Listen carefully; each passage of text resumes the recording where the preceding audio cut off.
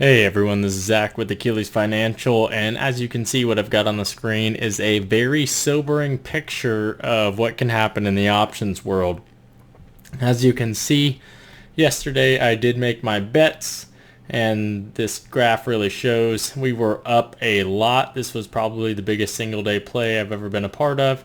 So on the week overall we were good, but we were up as much at the high point when I tried to sell 32%.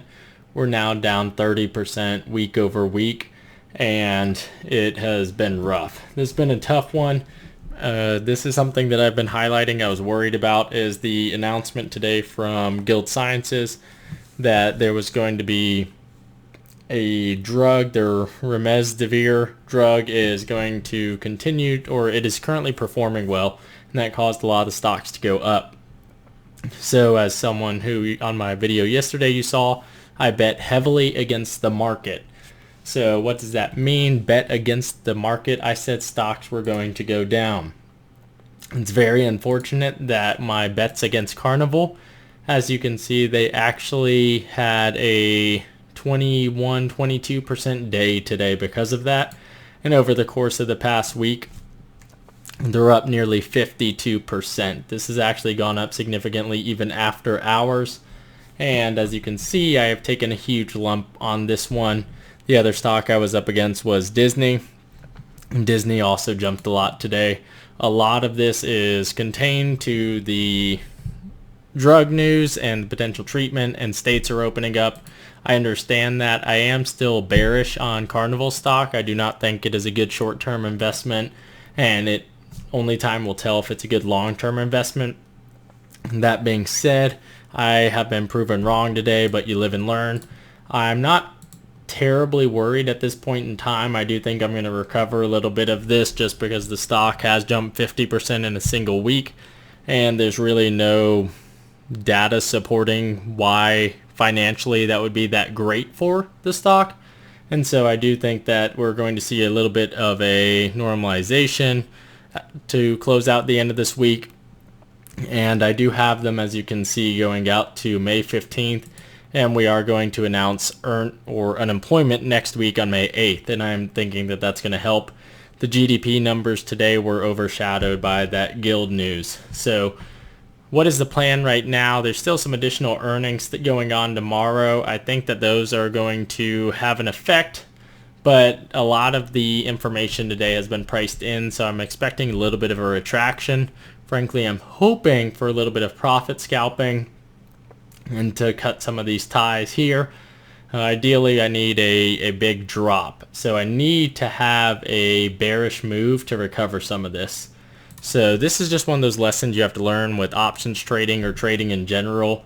If you look here, I've had some good months and bad months, and this kind of capitalized with a big spike here.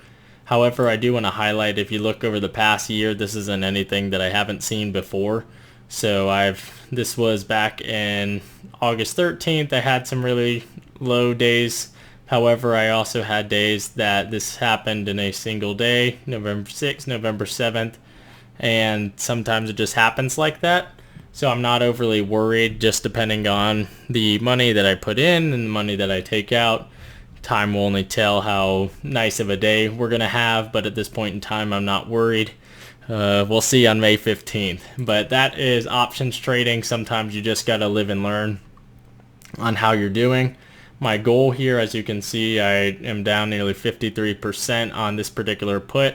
However, if we look at the options trades right here, and I think I'm actually probably going to take a little bit more of a beating today just because of how high up it's gone in after hours trading, another 6 or 7%.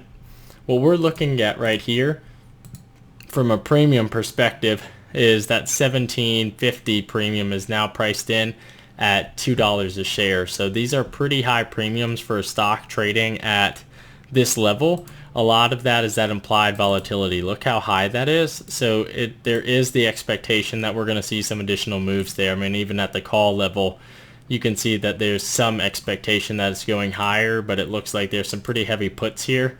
You're looking at open interest 591, 8. Let's see these. So the ones that I have down here, I've got 10 all the way at 13, 773. So it's not like I'm out here by myself.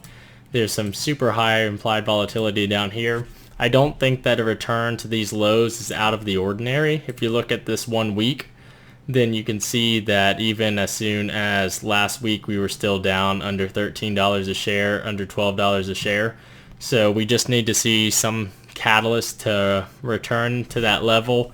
Frankly, I don't know if it will return to under $13 a share, but if it heads that direction, I'm going to see if I can recover some of the money that we've lost there. That's the Carnival stock that I'm holding in the play there. I do want to highlight a few of the other cruise stocks here. You see Royal Caribbean up 24% today, Norwegian Cruise Line up 40%. And let's just look at Norwegian Cruise Line. They're the ones who really sparked it this week when they made the announcement that they were making cost-cutting measures so that they'd have more cash on hand. So the group with the highest exposure at this point in time is, in my opinion, still Carnival. They are still going to struggle on a go-forward basis. What I'm looking to see is their earnings report. Unfortunately, we're not going to see that for quite some time. And their last earnings report has already came out, and it didn't really show the impact at that point in time.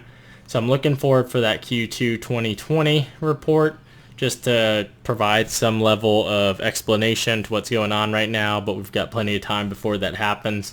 I am hopeful of a correction here. As you can see, I've got quite a lot at stake for my overall portfolio, and I'd like to see some semblance of normalcy to return to this.